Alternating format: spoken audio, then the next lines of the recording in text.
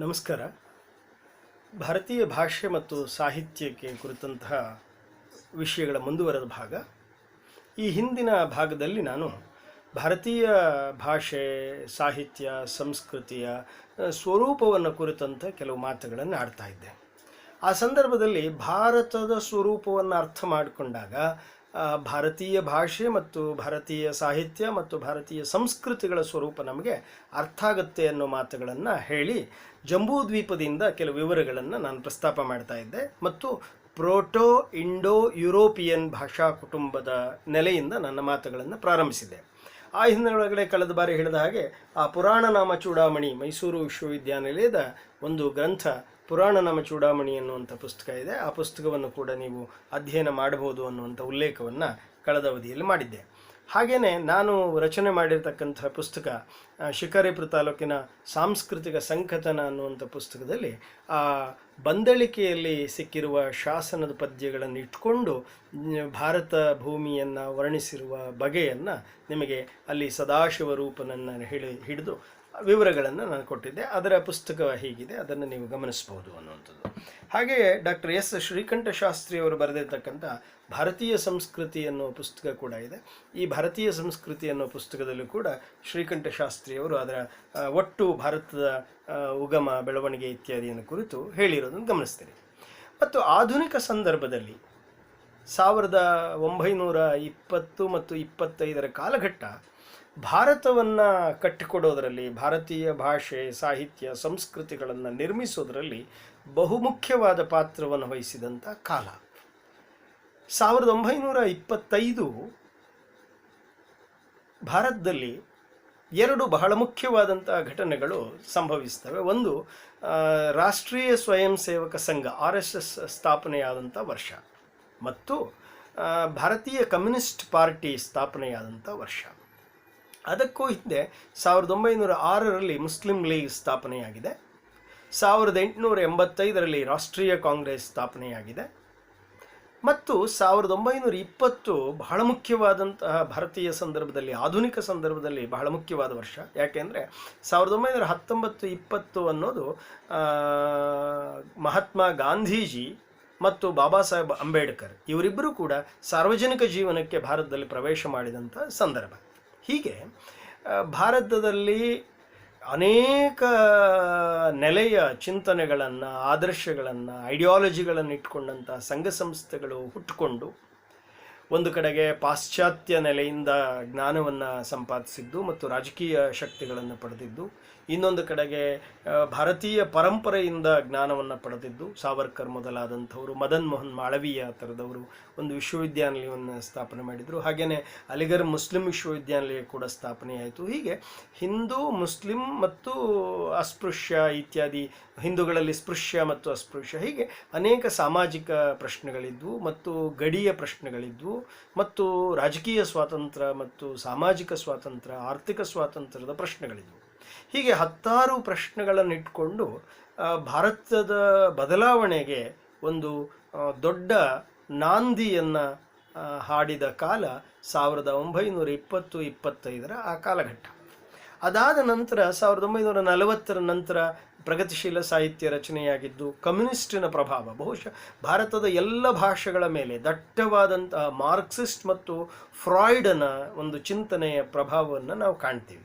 ಹೀಗೆ ಆಧುನಿಕ ಸಂದರ್ಭದಲ್ಲಿ ಮನೋವಿಜ್ಞಾನಿ ಯೂಂಗನ ಪ್ರಭಾವಕ್ಕೊಳಗಾಗಿದ್ದಕ್ಕಿಂತ ಜಾಸ್ತಿ ನಾವು ಫ್ರಾಯ್ಡನ ಪ್ರಭಾವಕ್ಕೊಳಗಾದದ್ದು ಮತ್ತು ಕಾಮವೇ ಜೀವನದ ಕೇಂದ್ರವನ್ನಾಗಿ ಮಾಡಿಕೊಂಡಂಥ ನವ್ಯ ಸಾಹಿತ್ಯ ರಚನೆಯಾದದ್ದು. ಹೀಗೆ ಕನ್ನಡದಲ್ಲೂ ಕೂಡ ಅದನ್ನು ಕಾಣ್ತೀವಿ, ಬಂಗಾಳದಲ್ಲಿ ಕಾಣ್ತೀವಿ. ಹೀಗೆ ಭಾರತದ ಬಹುತೇಕ ಭಾಷೆಗಳಲ್ಲಿ ಮಾರ್ಕ್ಸಿಸ್ಟ್ ಮತ್ತು ಫ್ರಾಯ್ಡ್ ಚಿಂತನೆಗಳು ಒಂದು ಕಡೆಗಿದ್ದರೆ, ಹಿಂದುತ್ವದ ಆಧಾರದ ಮೇಲೆ, ವೇದಾಂತದ ಆಧಾರದ ಮೇಲೆ, ಅಂದರೆ ರಾಮಕೃಷ್ಣ ಪರಮಹಂಸರು, ಸ್ವಾಮಿ ವಿವೇಕಾನಂದ, ಅರವಿಂದರು, ಹೀಗೆ ಭಾರತೀಯ ದಾರ್ಶನಿಕರ ಚಿಂತನೆಗಳ ಆಧಾರದ ಮೇಲೆ ಭಾರತವನ್ನು ಕಟ್ಟಿಕೊಡ್ತಕ್ಕಂಥ ಪ್ರಯತ್ನ ಕೂಡ ಆಧುನಿಕ ಸಂದರ್ಭದಲ್ಲಿ ನಡೆದಿರೋದನ್ನು ನೀವು ಗಮನಿಸ್ತೀರಿ. ಅಂದರೆ ಭಾರತೀಯ ಸಾಹಿತ್ಯವನ್ನು ಅರ್ಥ ಮಾಡ್ಕೋಬೇಕಾದ್ರೆ ಅದರ 2 ಆಯಾಮಗಳಿದೆ. ಒಂದು ಪ್ರಾಚೀನ ಭಾರತೀಯ ಸಾಹಿತ್ಯದ ಸ್ವರೂಪ, ಇನ್ನೊಂದು ಆಧುನಿಕ ಭಾರತೀಯ ಸಾಹಿತ್ಯದ ಸ್ವರೂಪ.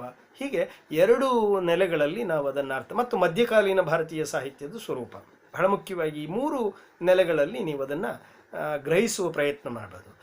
ಪ್ರಾಚೀನ ಕಾಲದ ಭಾರತೀಯ ಸಾಹಿತ್ಯದಲ್ಲಿ ಬುದ್ಧನವರೆಗೆ ನಾವು ಒಂದು ನೆಲೆಯ ಚಿತ್ರಣಗಳನ್ನು ನಾವು ಕಾಣೋದಾದರೆ, ಮಧ್ಯಕಾಲೀನ ಸಂದರ್ಭದಲ್ಲಿ ಒಂದು ಇಸ್ಲಾಮಿನ ಆಕ್ರಮಣ, ಸೂಫಿಯ ಉದಯ ಮತ್ತು ಬಸವಾದಿ ಶರಣರ ಉದಯ ಮತ್ತು ಭಕ್ತಿ ಸಾಹಿತ್ಯದ ಚಳುವಳಿ ಕಂಡುಬಂದರೆ, ಆಧುನಿಕ ಸಂದರ್ಭದಲ್ಲಿ ಒಂದು ಬ್ರಿಟಿಷ್ ಜ್ಞಾನದ, ಇಂಗ್ಲಿಷ್ ಜ್ಞಾನದ ಪರಿಣಾಮವಾಗಿ ನಮ್ಮೊಳಗಡೆ ಆದಂತಹ ಅನೇಕ ಪಲ್ಲಟಗಳು, ರಾಜಾ ರಾಮ್ ಮೋಹನ್ ರಾಯ್ ಅವರ ಪ್ರಯತ್ನದಿಂದ ಪ್ರಾರಂಭ ಮಾಡಿ ಆರ್ಯ ಸಮಾಜ, ಬ್ರಹ್ಮ ಸಮಾಜ, ಹೀಗೆ ಅನೇಕ ಬಗೆಯ ಪ್ರಯತ್ನಗಳು ಸಾಮಾಜಿಕವಾಗಿ, ರಾಜಕೀಯವಾಗಿ, ಆರ್ಥಿಕವಾಗಿ, ಧಾರ್ಮಿಕವಾಗಿ ನಡೆದಿದ್ದಾವೆ.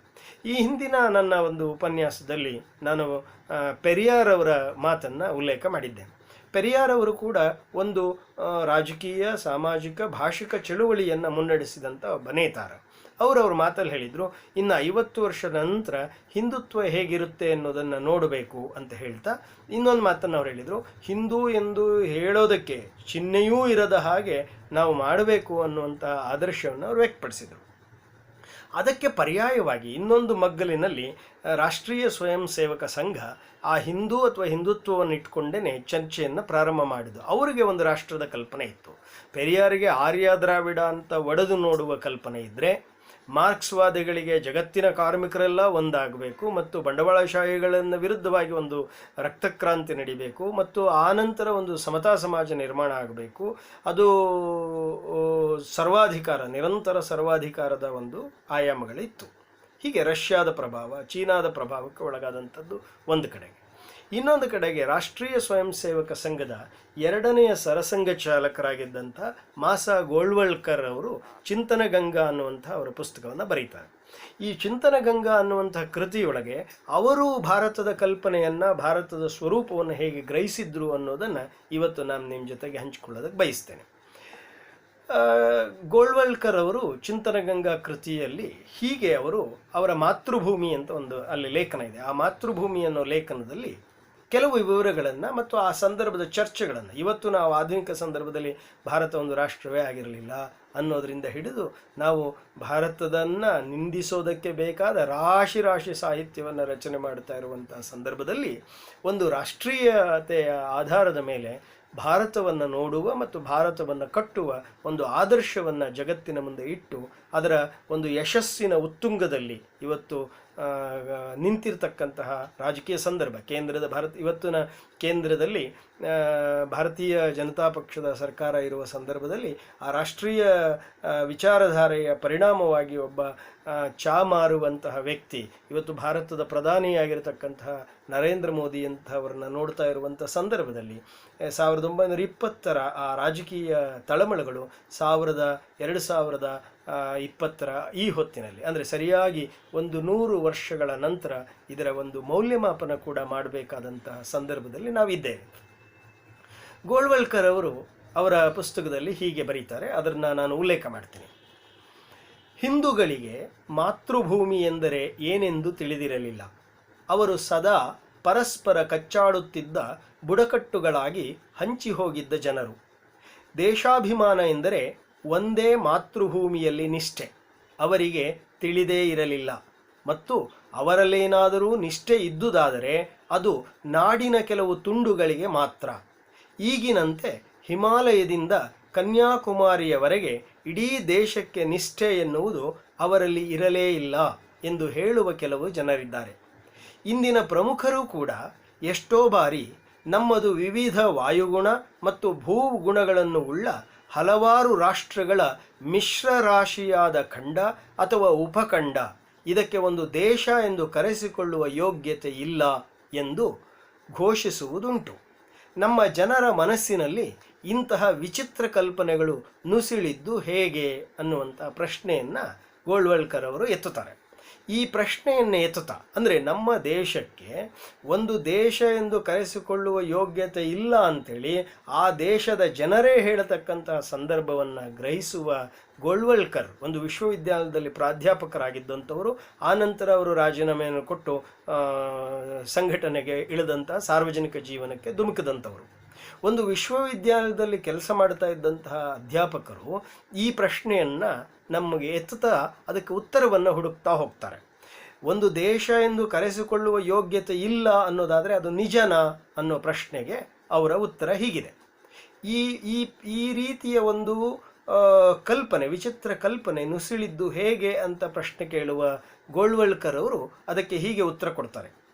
ಕುಯುಕ್ತಿಯ ವಿದೇಶಿ ಬ್ರಿಟಿಷರು ತಮ್ಮ ಸಾಮ್ರಾಜ್ಯಶಾಹಿಯ ಒಳ ಉದ್ದೇಶಗಳನ್ನು ಸಾಧಿಸಿಕೊಳ್ಳಬೇಕಾಗಿತ್ತು. ಅದಕ್ಕಾಗಿ ಹಲವು ಕುಹಕ ಕಲ್ಪನೆಗಳನ್ನು ನಮ್ಮ ಜನರಲ್ಲಿ ಅವರು ಹರಿಯಬಿಟ್ಟರು. ಇದರಿಂದ ದೇಶಾಭಿಮಾನ ಮತ್ತು ಮಾತೃಭೂಮಿಯ ಅಖಂಡ ವ್ಯಕ್ತಿತ್ವದ ಬಗೆಗೆ ನಮ್ಮ ಕರ್ತವ್ಯ ಪ್ರಜ್ಞೆ ಅಳಿಸಿ ಹೋಗಲೆಂದು ಅವರ ಉದ್ದೇಶವಾಗಿತ್ತು. ನಾವು ಒಂದು ರಾಷ್ಟ್ರವಾಗಿ ಎಂದೂ ಇರಲೇ ಇಲ್ಲ. ನಾವು ಈ ನೆಲದ ಮಕ್ಕಳೇ ಅಲ್ಲ. ಪರದೇಶಗಳಿಂದ ಬಂದ ಮುಸ್ಲಿಮರ ಅಥವಾ ಬ್ರಿಟಿಷರ ತಂಡಗಳಿಗಿಂತ ಹೆಚ್ಚಿನ ಹಕ್ಕೇನೂ ಇಲ್ಲದ, ಇದ್ದಕ್ಕಿದ್ದಂತೆ ಹಕ್ಕು ಸಾಧಿಸ ಬಂದ ಜನರು ನಾವು ಎಂದು ಅವರು ಟಕ್ಕು ಪ್ರಚಾರವನ್ನು ನಡೆಸುತ್ತಾ ಬಂದರು. ಈ ದೇಶದಲ್ಲಿ ವಿದ್ಯಾವಂತರೆನಿಸಿಕೊಂಡವರೂ ಈ ಮೋಸದ ಬಲೆಗೆ ಸಿಲುಕಿದುದು ದುರದೃಷ್ಟಕರ ಎನ್ನುವಂಥ ವಿಷಾದ ಭಾವವನ್ನು ವ್ಯಕ್ತಪಡಿಸ್ತಾರೆ. ಹೀಗೆ ಈ ದೇಶದ ವಿದ್ಯಾವಂತರೂ ಇದಕ್ಕೆ ಸಿಕ್ಕಿಕೊಂಡಿದ್ದು ದುರದೃಷ್ಟಕರ ಎನ್ನುವ ಗೋಳ್ವಲ್ಕರ್ ಅವರು ಮುಂದುವರೆದು ಹೀಗೆ ಬರೀತಾರೆ. ಸತ್ಯಾಂಶವೇನೆಂದರೆ ಪಾಶ್ಚಾತ್ಯರು ಹಸಿಯಾದ ಮಾಂಸದ ಬದಲು ಸುಟ್ಟ ಮಾಂಸವನ್ನು ತಿನ್ನಲು ಕಲಿಯುವುದಕ್ಕೆ ಬಹು ಮುಂಚೆಯೇ ನಾವು ಒಂದು ಅಖಂಡ ಮಾತೃಭೂಮಿಯಲ್ಲಿ ನೆಲೆಸಿದ ಒಂದು ರಾಷ್ಟ್ರವಾಗಿದ್ದೆವು. ಪೃಥಿವ್ಯಾ ಸಮುದ್ರ ಪರ್ಯಂತಾಯ ಏಕರಾಟ್ ಅಂದರೆ ಸಮುದ್ರದವರೆಗಿನ ಇಡೀ ಭೂಮಿ ಒಂದು ರಾಷ್ಟ್ರ ಎಂಬುದು ವೇದಗಳ ಕಹಳೆಯ ಕೂಗು. ಆಸೇತು ಹಿಮಾಚಲ ಎನ್ನುವುದು ಎಲ್ಲ ಕಾಲಗಳಲ್ಲಿಯೂ ನಮ್ಮಲ್ಲಿದ್ದ ಒಂದು ಸ್ಪಷ್ಟವಾದ ಕಲ್ಪನೆ. ಬಹು ಹಿಂದೆಯೇ ನಮ್ಮ ಪೂರ್ವಿಕರು ಹೀಗೆ ಹಾಡಿದರು. ಉತ್ತರಂ ಯತ್ಸಮುದ್ರಸ್ಯ ಹಿಮಾದ್ರಶ್ಚೈವ ದಕ್ಷಿಣಂ ವರ್ಷಂ ತದ್ಭಾರತಂ ನಾಮ ಭಾರತೀ ಯತ್ರ ಸಂತತಿ. ಅಂದರೆ ಸಾಗರಗಳಿಂದ ಉತ್ತರಕ್ಕೆ ಮತ್ತು ಹಿಮಾಲಯದಿಂದ ದಕ್ಷಿಣಕ್ಕೆ ಇರುವ ಭೂಮಿಗೆ ಭರತವರ್ಷ ಎಂದು ಹೆಸರು, ಭಾರತೀಯರು ಇದರ ಮಕ್ಕಳು ಎಂಬ ಉಲ್ಲೇಖಗಳನ್ನು ನೀಡುತ್ತಾ ಉತ್ತರ, ದಕ್ಷಿಣ, ಪೂರ್ವ, ಪಶ್ಚಿಮಗಳಲ್ಲಿ ಹರಡಿರುವ ಪ್ರಚಂಡ ಶಾಖೋಪಶಾಖೆಗಳನ್ನು ಒಳಗೊಂಡು ಈ ಶಾಖೆಗಳಲ್ಲಿ ಸೇರಿದ ಪ್ರದೇಶಗಳೂ ಸೇರಿದಂತೆ ಇಡೀ ಹಿಮಾಲಯವೇ ನಮಗೆ ಸೇರಿದ್ದು. ಪರ್ವತದ ದಕ್ಷಿಣ ತಪ್ಪಲು ಮಾತ್ರವಲ್ಲ, ಧಾರ್ಮಿಕ ಮತ್ತು ಇತರ ಭಾವನೆಗಳಿರಲಿ, ಯಾವ ಬಲಿಷ್ಠ ಮತ್ತು ವಿವೇಕಶಾಲಿ ರಾಷ್ಟ್ರವು ಪರ್ವತಗಳ ತುದಿಯನ್ನು ತನ್ನ ಮೇರೆಯನ್ನಾಗಿ ಮಾಡಿಕೊಳ್ಳುವುದಿಲ್ಲ ಎಂಬುದು ಮಾಮೂಲಿಯಾದ ವ್ಯವಹಾರ ಜ್ಞಾನ. ಹಾಗೆ ಮಾಡಿಕೊಂಡಲ್ಲಿ ಅದು ಆತ್ಮಹತ್ಯೆಯೇ ಸರಿ. ನಮ್ಮ ಪೂರ್ವಿಕರು ಹಿಮಾಲಯ ಪರ್ವತದ ಉತ್ತರ ಪಾರ್ಶ್ವದಲ್ಲಿ ಕೆಲವು ಪವಿತ್ರ ಯಾತ್ರಾ ಸ್ಥಳಗಳನ್ನು ಸ್ಥಾಪಿಸಿ ಆ ಪ್ರದೇಶಗಳನ್ನು ನಮ್ಮ ಜಾಗೃತ ಮೇರೆಯನ್ನಾಗಿ ಮಾಡಿದ್ದರು. ಟಿಬೇಟ್ ಎಂದರೆ ತ್ರಿವಿಷ್ಟಪ. ಈಗ ನಮ್ಮ ಮುಖಂಡರು ಚೀನಾದ ಟಿಬೇಟ್ ಪ್ರಾಂತ ಎನ್ನುವುದು ದೇವತೆಗಳ ಬೀಡಾಗಿತ್ತು. ಕೈಲಾಸವು ಪರಮೇಶ್ವರನ ಆವಾಸ ಸ್ಥಾನವಾಗಿತ್ತು. ಗಂಗೆ, ಸಿಂಧು ಮತ್ತು ಬ್ರಹ್ಮಪುತ್ರದಂತಹ ಪವಿತ್ರ ನದಿಗಳ ಮೂಲ ಎಂದು ಗೌರವಿಸುವ ಮಾನಸ ಸರೋವರ ನಮ್ಮ ಮತ್ತೊಂದು ಪವಿತ್ರ ಯಾತ್ರಾ ಸ್ಥಳ. ನಮ್ಮ ಮಹಾನ್ ರಾಷ್ಟ್ರಕವಿ ಕಾಳಿದಾಸನು ಹಿಮಾಲಯವನ್ನು ಹೀಗೆ ವರ್ಣಿಸಿದ್ದಾನೆ. ಅಸ್ತುತ್ತರಸ್ಯಾಂ ದಿಶಿ ದೇವತಾತ್ಮ ಹಿಮಾಲಯೋ ನಾಮ ನಗಾಧಿರಾಜ ಪೂರ್ವಾಪರೌ ತೋಯನಿಧಿ ವಗಾಹ್ಯ ಸ್ಥಿತಃ ಪೃಥಿವ್ಯಾ ಇವ ಮಾನದಂಡ. ಅಂದರೆ ಪೂರ್ವ ಮತ್ತು ಪಶ್ಚಿಮಗಳಲ್ಲಿ ಸಮುದ್ರಕ್ಕೆ ಕೈಚಾಚುತ್ತಾ ಭೂಮಂಡಲದ ಅಳತೆಗೋಲಾಗಿ ದೇವತಾರೂಪದಲ್ಲಿ ಪರ್ವತಗಳ ರಾಜ ಹಿಮಾಲಯ ನಿಂತಿದೆ. ನಮ್ಮ ಪ್ರಕಾಂಡ ರಾಜನೀತಿ ಶಾಸ್ತ್ರಜ್ಞನೆನಿಸಿದ ಚಾಣಕ್ಯ ಹೀಗೆ ಹೇಳುತ್ತಾನೆ. ಹಿಮವತ್ ಸಮುದ್ರಾಂತರಂ ಉದೀಚೀನಂ ಯೋಜನ ಸಹಸ್ರ ಪರಿಮಾಣಂ. ಅಂದರೆ ಸಾಗರಗಳ ಉತ್ತರಕ್ಕೆ ಹಿಮಾಲಯದವರೆಗೆ ದೇಶದ ಉದ್ದ 1000 ಯೋಜನೆಗಳು. ಎಂದರೆ ನಮ್ಮ ವಿಶಾಲವಾದ ಮಾತೃಭೂಮಿಯ ಸರಿಯಾದ ಚಿತ್ರ ನೀಡುವುದರಲ್ಲಿ ಕವಿ ಕಾಳಿದಾಸನ ವರ್ಣನೆ ರಾಜನೀತಿಜ್ಞ ಚಾಣಕ್ಯನ ಹೇಳಿಕೆಯೊಡನೆ ತಾಳೆ ಹೊಂದುತ್ತದೆ ಎನ್ನುವುದು ಗೋಳ್ವಲ್ಕರ್ ಅವರ ಅಭಿಪ್ರಾಯ. ಹೀಗೆ ಅದನ್ನು ತಿಳಿಸ್ತಾ ಒಂದು ಭಾರತದ ಮಹಾಕಾವ್ಯಗಳು ರಾಮಾಯಣ ಮಹಾಭಾರತ ಕೂಡ ಏನನ್ನು ಕಟ್ಟಿಕೊಡ್ತವೆ ಅನ್ನೋದನ್ನು ಅವರು ತಮ್ಮ ಲೇಖನದಲ್ಲಿ ಬರೀತಾರೆ. ನಮ್ಮ ಮಹಾಕಾವ್ಯಗಳಲ್ಲೂ ಪುರಾಣಗಳಲ್ಲೂ ನಮ್ಮ ಮಾತೃಭೂಮಿಯ ಇಂತಹದೇ ವಿಶಾಲ ರೂಪದ ದರ್ಶನ ನಮಗೆ ಆಗುತ್ತದೆ. ಅಫ್ಘಾನಿಸ್ತಾನವು ನಮ್ಮ ಹಿಂದಿನ ಉಪಗಣ ಸ್ಥಾನ. ಮಹಾಭಾರತದ ಶಲ್ಯ ಅಲ್ಲಿಂದಲೇ ಬಂದವನು. ಆಧುನಿಕ ಕಾಬೂಲ್, ಕಂದಹಾರ್ ಎಂದರೆ ಕೌರವನ ತಾಯಿ ಗಾಂಧಾರಿಯ ತೌರಾದ ಗಾಂಧಾರ ದೇಶ. ಹಿಂದೆ ನಾವು ಆ ಗಾಂಧಾರ ದೇಶ, ಗಂಧರ್ವ ದೇಶ, ತಕ್ಷಶಿಲಾ ಇತ್ಯಾದಿ ಆ ಭರತ ಹೇಗೆ ರಚನೆ ಮಾಡಿದ್ದ ಅನ್ನೋದನ್ನು ಪುರಾಣ ನಮ್ಮ ಚೂಡಾಮಣಿಯ ಉಲ್ಲೇಖದಲ್ಲಿ ನಾವು ಗಮನಿಸಿದ್ದೀವಿ. ಮುಂದುವರೆದವರು ಹೇಳ್ತಾರೆ ಗೋಳ್ವಲ್ಕರ್, ಇರಾನ್ ಹಿಂದೆ ಆರ್ಯ ದೇಶವೇ. ಅದರ ಕೊನೆಯ ಅರಸ ರಜಾಶಾಹ ಪಹಲ್ವಿಯು ಇಸ್ಲಾಮಿಗಿಂತ ಹೆಚ್ಚಾಗಿ ಆರ್ಯ ಸತ್ಯವನ್ನೇ ಅನುಸರಿಸುತ್ತಿದ್ದ. ಜಂದವೇಸ್ತ ಪಾರ್ಸಿಗಳ ಧರ್ಮಗ್ರಂಥ ಬಹುಮಟ್ಟಿಗೆ ಋಗ್ವೇದವೇ. ಪೂರ್ವಕ್ಕೆ ಬಂದರೆ ನಮ್ಮ ಪ್ರಾಚೀನ ಬ್ರಹ್ಮದೇಶವೇ ಇಂದಿನ ಬರ್ಮಾ. ಮಹಾಭಾರತ ಆ ಮಹಾಯುದ್ಧಕ್ಕೆ ಸಂಬಂಧಪಟ್ಟ ಪ್ರದೇಶವೆಂದು ಇರಾವತವನ್ನು ಹೆಸರಿಸುತ್ತದೆ. ಇದು ಈಗಿನ ಇರವಾಡಿ ಕಣಿವೆ. ಮಹಾಭಾರತ ಅಸ್ಸಾಮನ್ನು ಪ್ರಾಗ್ಜ್ಯೋತಿಷ ಎಂದು ಕರೆದಿದೆ. ಸೂರ್ಯ ಮೊದಲು ಅಲ್ಲಿ ಹುಟ್ಟಿದುದೇ ಆ ಹೆಸರಿಗೆ ಕಾರಣ.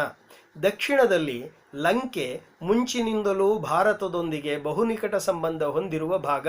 ಮುಖ್ಯ ಭೂಪ್ರದೇಶದಿಂದ ಬೇರೆ ಎಂದು ಅದನ್ನು ಯಾವಾಗಲೂ ಭಾವಿಸುವುದೇ ಇಲ್ಲ ಎಂದು ಹೇಳುತ್ತಾ, ಪಶ್ಚಿಮದಲ್ಲಿ ಆರ್ಯನ್ ಅಂದರೆ ಇರಾನ್ನಲ್ಲಿ ಮತ್ತು ಪೂರ್ವದಲ್ಲಿ ಶೃಂಗಪರ ಅಂದರೆ ಸಿಂಗಪುರದಲ್ಲಿ ಎರಡು ಸಮುದ್ರಗಳಲ್ಲಿ ತನ್ನ ಎರಡು ಹಿಮಾಲಯದ ಬಾಹುಗಳನ್ನು ಅದ್ದಿ ತನ್ನ ಪವಿತ್ರ ಚರಣಗಳಲ್ಲಿ ದಕ್ಷಿಣ ಸಮುದ್ರ ಅರ್ಪಿಸಿದ ಪದ್ಮದಳದಂತಹ ಲಂಕೆ ಅಂದರೆ ಸಿಂಹಳದಿಂದ ಒಡಗೂಡಿದ ನಮ್ಮ ಮಾತೃಭೂಮಿಯ ಈ ಸ್ವರೂಪವೇ ಸಾವಿರಾರು ವರ್ಷಗಳಿಂದ ನಮ್ಮ ಜನದ ಕಣ್ಣಿನ ಮುಂದೆ ಬೆಳಗುತ್ತಿರುವ ಚಿತ್ರ ಅನ್ನೋ ಮಾತನ್ನು ಚಿಂತನ ಗಂಗಾ ಅನ್ನೋ ಪುಸ್ತಕದ ಪುಟ 86, 87, 88, 83ರಲ್ಲಿ ಅವರು ವಿವರಿಸ್ತಾ ಬರ್ತಾರೆ.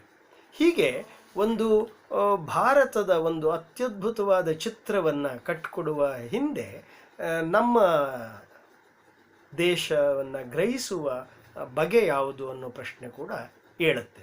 ಹಾಗಾಗಿ ಭಾರತೀಯ ಭಾಷೆ, ಸಾಹಿತ್ಯ ಅವುಗಳನ್ನು ನಾವು ಅಧ್ಯಯನ ಮಾಡ್ತಾ ಹೋದರೆ ಅವುಗಳ ಸ್ವರೂಪ ಹೇಗಿದೆ, ಎಲ್ಲೆಲ್ಲಿಗೆ ಅವು ಹೋಗ್ತವೆ ಅಂತ ಹೇಳಿದರೆ, ಒಂದು ಕಡೆಗೆ ಇಂಡೋ ಯುರೋಪಿಯನ್ ಭಾಷಾ ಕುಟುಂಬಕ್ಕೆ ಹೋಗಿ ನಿಂತ್ಕೊಳ್ಳುತ್ತೆ.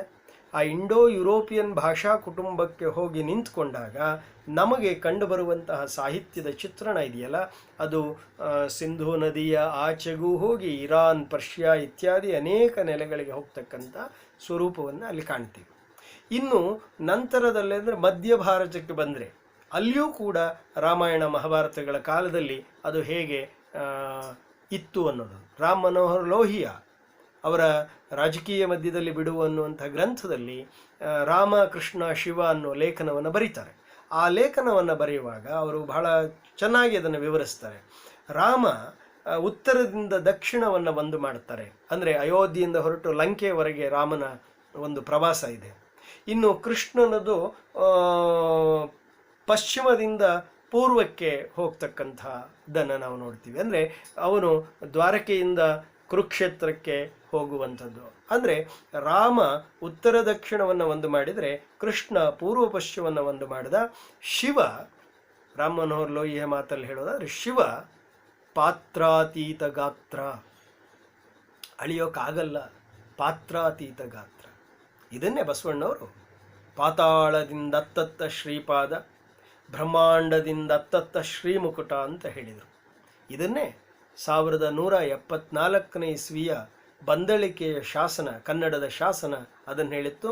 14 ಭುವನಮಂ ಪಡೆದು ತನ್ನ ಒಂದು ಅಷ್ಟಮೂರ್ತಿತ್ವದಿಂ ಭವನ್ ಎಂಬ ಹೆಸರಂ ನಿಮಿರ್ಚಿ, ಗಿರಿಜಾ ಪ್ರೇಮಿ, ಗಂಗಾಧರ, ಪವಮಾನ ಪ್ರಿಯ, ಸೂರ್ಯಚಂದ್ರ ನಯನ ನಯನಾಬ್ಜ, ವ್ಯೋಮಕೇಶಂ ಸದಾಶಿವರೂಪಂ, ಆದಿಪುರುಷಂ ಮುನೀಶ್ವರಂ ಶಾಶ್ವತಂ.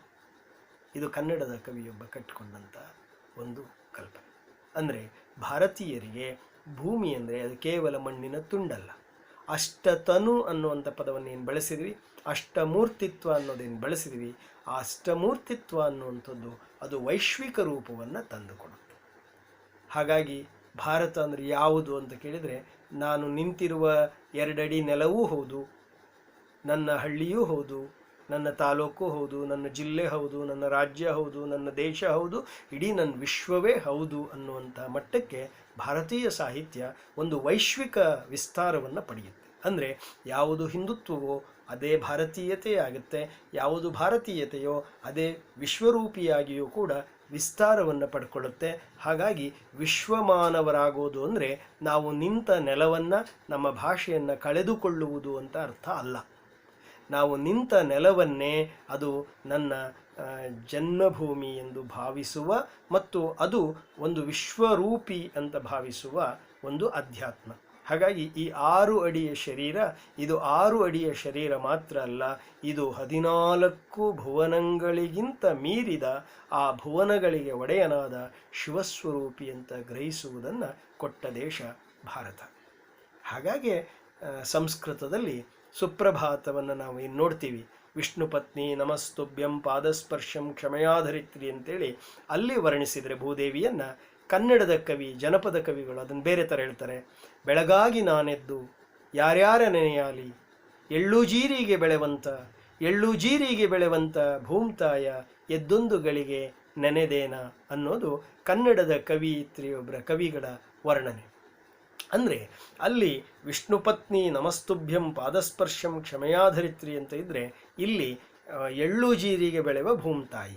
ಈ ಎಳ್ಳು ಜೀರಿಗೆ ಅನ್ನೋ ಶಬ್ದವೇ ಯಾಕೆ ಬಂತು ಅಂದರೆ, ಎಳ್ಳು ಅನ್ನೋದು ಸತ್ತಾಗ ಬಿಡುವ ಎಳ್ಳು ನೀರು ಅನ್ನೋದರ ಪ್ರತೀಕ, ಸಾವಿನ ಪ್ರತಿಮೆ. ಜೀರಿಗೆ ಅನ್ನೋದು ಶುಭ ಸಂದರ್ಭದಲ್ಲಿ, ಹುಟ್ಟು, ಮದುವೆ ಇತ್ಯಾದಿ ಸಂದರ್ಭದಲ್ಲಿ ಬಳಸ್ತಕ್ಕಂಥ ಒಂದು ಸಂಕೇತ. ಹಾಗಾಗಿ ಅದು ಹುಟ್ಟಿನ ಪ್ರತಿಮೆ.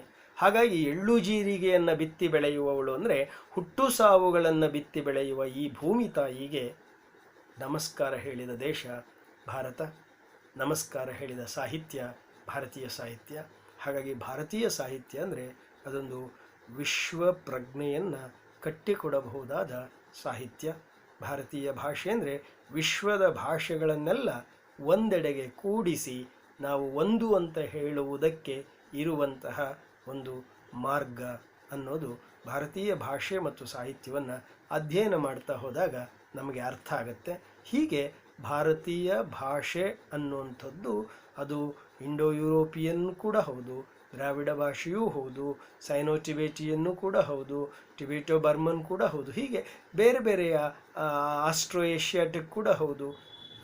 ಹೀಗೆ ಎಲ್ಲ ಭಾರತದಲ್ಲಿರುವ ಎಲ್ಲ ಭಾಷಾ ಕುಟುಂಬಗಳು ಅವು ಪ್ರತ್ಯೇಕವೂ ಹೌದು, ಆದರೆ ಪ್ರತ್ಯೇಕ ಅಲ್ಲ. ಪ್ರತ್ಯೇಕ ಹೌದು ಯಾಕೆಂದರೆ ಹುಟ್ಟಿನಿಂದ ಅವು ಪ್ರತ್ಯೇಕ. ಪ್ರತ್ಯೇಕ ಅಲ್ಲ ಯಾಕೆಂದರೆ ಅವುಗಳು ಬದುಕಿದ ಕ್ರಮದಿಂದ ಅವು ಪ್ರತ್ಯೇಕ ಅಲ್ಲ. ಹಾಗಾಗಿ ಕುವೆಂಪು ಹೇಳುವಾಗೆ ಜಯ ಭಾರತ ಜನನೀಯ ತನುಜಾತೆ, ಜಯ ಹೇ ಕರ್ನಾಟಕ ಮಾತೆ. ಹಾಗಾಗಿ ಕರ್ನಾಟಕ ಮಾತೆ ಆಕೆ ಭಾರತ ಮಾತೆಯ ಮಗಳು, ಭಾರತ ಮಾತೆಯ ಮಗಳು. ಈ ಮನೋಭಾವ ಬಹುತೇಕ ಭಾರತೀಯ ಭಾಷೆ ಮತ್ತು ಸಾಹಿತ್ಯಗಳಲ್ಲಿ ಕಂಡುಬರೋದ್ರಿಂದ ವಿವಿಧತೆಯಲ್ಲಿ ಏಕತೆ ಅನ್ನುವ ಒಂದು ಅಸ್ಮಿತೆ ಭಾರತೀಯ ಭಾಷೆ ಮತ್ತು ಸಾಹಿತ್ಯಗಳಿಗೆ ಇದೆ. ನಮಸ್ಕಾರ.